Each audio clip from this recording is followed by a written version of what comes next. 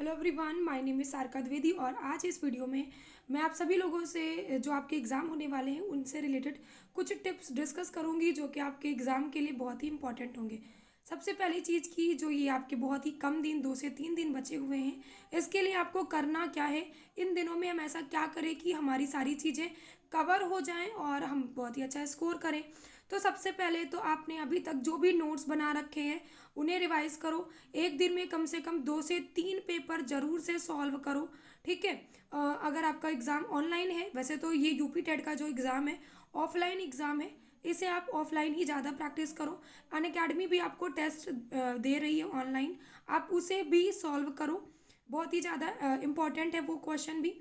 और डेली जो भी आपने शॉर्ट नोट्स बनाए थे किसी भी सब्जेक्ट से रिलेटेड, ठीक है, सारी चीज़ें। मैथ्स के लिए आपको क्या करना है, जो चीज़ें ज़्यादा इंपॉर्टेंट है, जो चैप्टर, सब पहली बात तो जितने भी चैप्टर हैं सबके कुछ ना कुछ फॉर्मूला, कुछ ना कुछ फैक्ट होता है, उसको एक कॉपी पर पूरे मतलब एक तरीके से जो है आप उसको लिख करके रिवाइज करो ताकि आपकी मैथ्स रिवाइज हो जाए।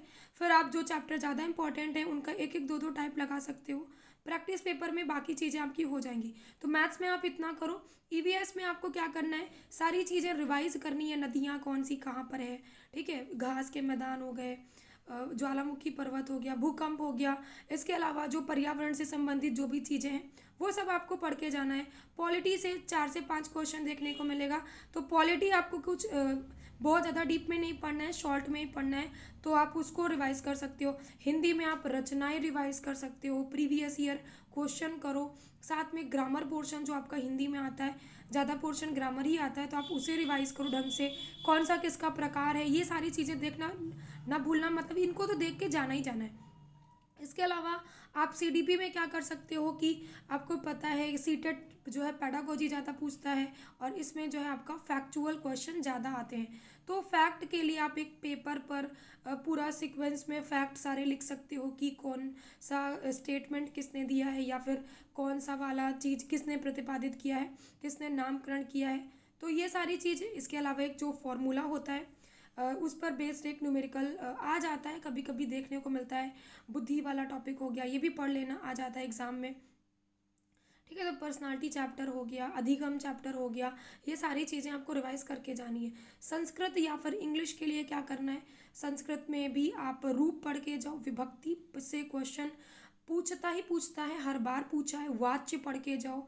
रूप, ठीक है, मतलब कि सभी रूप, जैसे कि बालक बालिका, राम, इन सब का रूप पढ़ के जाना है। नदी का इम्पोर्टेंट है। और इंग्लिश में भी आप पढ़ सकते हो, जैसे ग्रामर पोर्शन उसमें ज़्यादा पढ़ना होता है।